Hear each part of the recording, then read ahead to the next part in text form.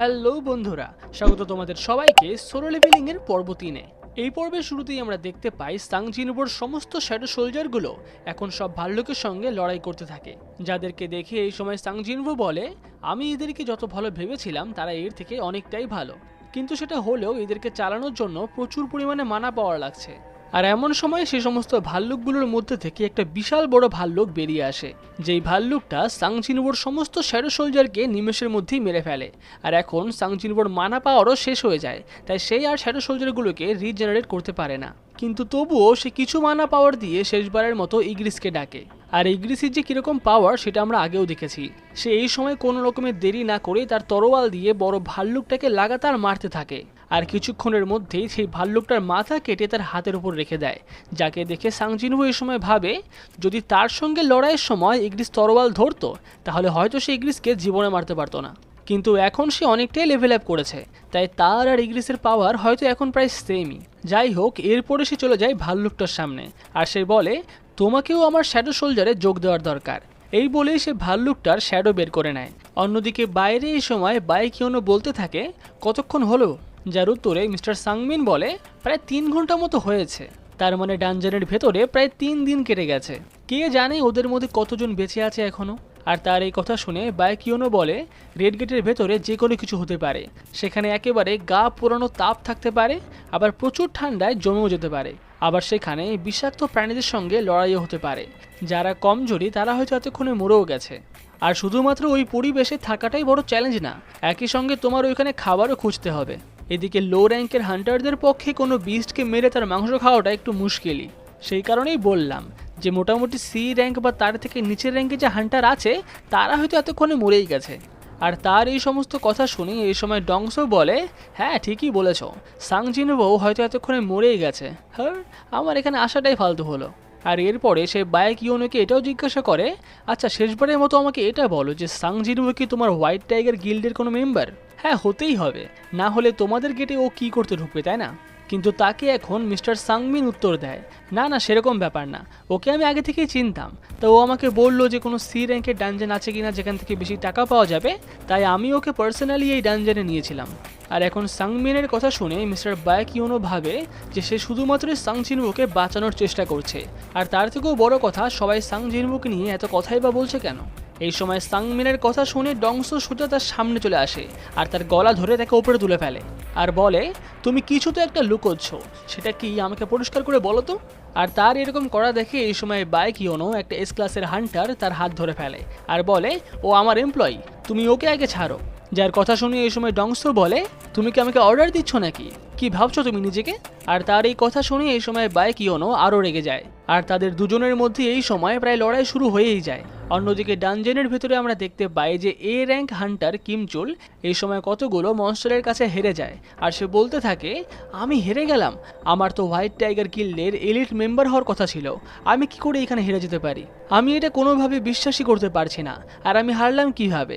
আমার কাছে খাবার নেই, সেই কারণে আমি খাবার জোগাড়ই করতে পারলাম না। আর এই সমস্ত ভাবতে ভাবতে তার সামনে কতগুলো আইস সেলফ চলে আসে, যাদেরকে দেখে এই সময় সে আরও ভয় পেয়ে যায়। সে বলে, প্রথমে তুই এই ইয়েতির মতো মনস্টারগুলো, আর এখন আবার আইস লেয়ার। আর তাদের মধ্যে একটা আইস লেয়ার তার পাশে এই সময় একটা আহত ছেলেকে পুরো মেরে ফেলে, যেটা দেখে সেই সময় খুবই ভয় পেয়ে যায় আর সেখান থেকে দৌড়ে পালায়। এখন কিছু দূরে গিয়ে সে দাঁড়িয়ে দাঁড়িয়ে ভাবতে থাকে, আমার দলের সবাই মারা গেল, যদি আমরা আগের কয়েকদিন ফালতু ঘোরাঘুরি না করে কিছু খাবার খুঁজতাম তাহলে হয়তো এগুলো হতো না। আর এখন সে তার সামনে অনেকগুলো মরা ভাল্লুক দেখতে পায়, যেগুলোকে সাং জিনবো মেরেছিল। সেগুলো দেখে এখন সে বলতে থাকে, আচ্ছা এর জন্যই আমি কোনো ভাল্লুক খুঁজে পাইনি, কিন্তু অন্য দলটা কি এতগুলো ভাল্লুক মেরে ফেললো? এতগুলো ভাল্লুককে মারা তো ওদের পক্ষে সম্ভব না। হ্যাঁ, এইগুলোকে নিশ্চয়ই আইস লেয়াররাই মেরেছে, তার মানে হয়তো এইখানে আরও অনেক আইস লেয়ার রয়েছে। এই বলেই সে সেখান থেকেও দৌড়ে পালিয়ে যায়। অন্যদিকে বাইরে আমরা দেখতে পাই যে বাইকিওনো ডংসোকে বলে, তাহলে তুমি কি এখন এইখানে লড়াই করতে চাও? যার উত্তরে ডংসো বলে, হ্যাঁ হয়েই যাক।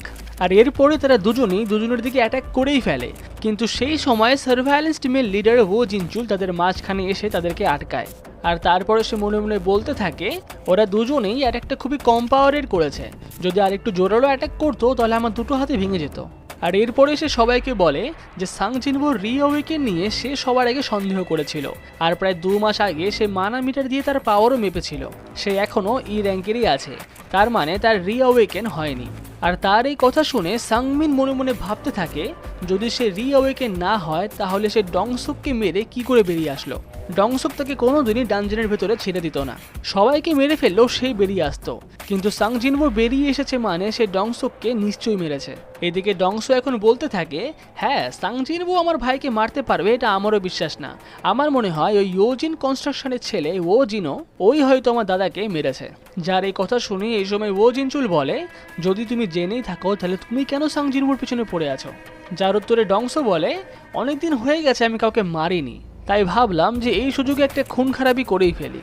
যাই হোক, এখন আমার আর সেটাও ইচ্ছে করছে না, আমি যাই একটু ঘুমাই। কিন্তু এত সব কিছুর পরও মিস্টার সাংমিন ভাবতে থাকে যে সাং জিনবোর পাওয়ার কতটা সেটা শুধুমাত্র সেই দেখেছে, এখানকার অন্য কেউ দেখেনি। অন্যদিকে ডানজনের ভেতরে কিম চুল এখন দেখতে পায় যে অন্য দলের বাকি সবাই এখন সোয়েটার পরে আগুন পোহাচ্ছে, যাদেরকে দেখে সে প্রথমে তো আগে অবাক হয় যে এরা এখনো কি করে বেঁচে রয়েছে, এরা সবাই তো লো র্যাঙ্কের হান্টার। আর তাদের মোটা মোটা সোয়েটার খাবার সবকিছু দেখে সে আরও রেগে যায়। আর তারপরে সে সবার সামনে চলে আসে, যাদেরকে দেখে এখন সবাই বলে, কিমচুল তুমি এখানে কি করছো?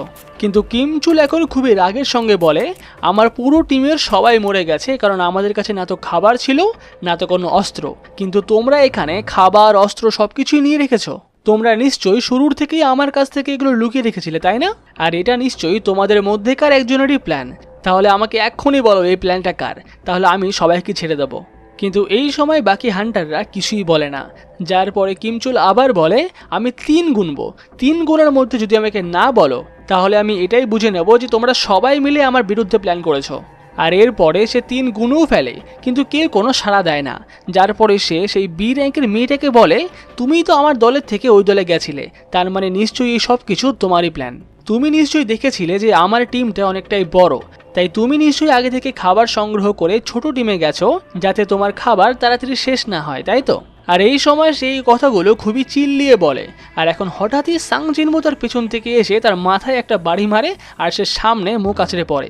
এখন সাং জিনবো বলতে শুরু করে, তুমিই আমাদের সবাইকে মরার জন্য ফেলে থুয়ে চলে গেছিলে, তাই তুমি এখন এই সমস্ত বলা বন্ধ করো। আর তুমি কি এখানে একা এসেছো? আমার কেমন যেন মনে হচ্ছে যে এখানে আরও অনেকে এসেছে।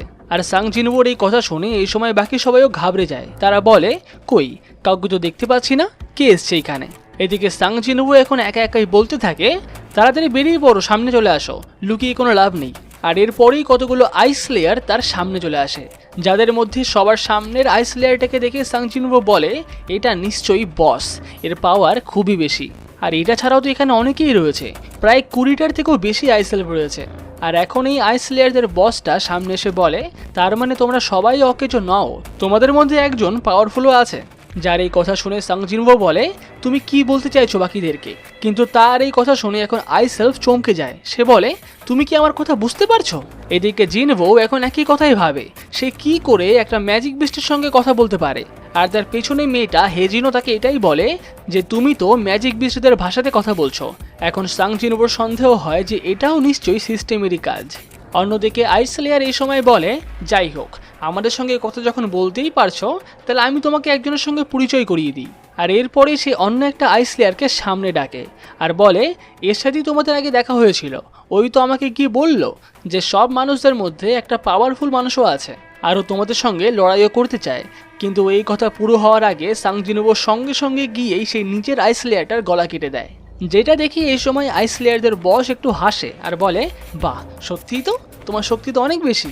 আর এরপরে সেই আইস লেয়ারদের বস তার হাতে একটা চাকু বের করে আর বলে, আমি তোমাকে একটা অফার দিচ্ছি, যেটা আশা করি তোমারও খুব ভালো লাগবে।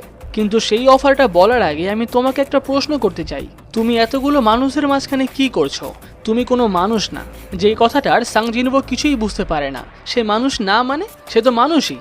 কিন্তু তার এরকম ভাব দেখে আইস লেয়ারদের বস আবার হাসে। সে বলে, তুমি হয়তো এখনো বুঝে উঠতে পারোনি, আসলে আমাদের মাথায় সবসময় একটা জিনিসই ঘোরে যে মানুষদেরকে মারতে হবে, কিন্তু যখন আমি তোমাকে দেখছি তোমাকে মারার কোনো উদ্বেগ আমার কাছে আসছেই না। যেটা শুনে সাং জিনবো এই সময় মনে মনে ভাবে, ও কিসের কথা বলছে এগুলো? যেরকম মাঝে মধ্যে সিস্টেম আমাকেও বলে যে কয়েকজনকে মারতে হবে সেরকম, আর ওদের আমাকে দেখে এরকম মনে হচ্ছে না, তার কারণ কি এইটা যে আমি সিস্টেমের একটা প্লেয়ার? আর এরপরেই আইস লেয়ারটা সাং জিনবোকে বলে, দেখো, আমাদের নিজেদের মধ্যে লড়াই করে কোনো লাভ নেই, তুমি একটা কাজ করো, তোমার পেছনের সবকটা মানুষকে তুমি আমাকে দিয়ে দাও। তাহলে আমি তোমাকে জীবন্ত অবস্থায় এই ডানজেনে থেকে বের করে দেব। কেমন লাগলো ডিলটা? আর এইরকম একটা মজাদার ডিলের সঙ্গে সোলো লেভেলিং পর্ব 3 এখানেই শেষ হয়। পুরো পর্বটা ভালো লেগে থাকলে ভিডিওটিকে অবশ্যই লাইক করবে, আর পরের পর্ব দেখার জন্য চ্যানেলটাকে অবশ্যই সাবস্ক্রাইব করে রাখবে। তাহলে দেখা হচ্ছে পর্ব 4-এ।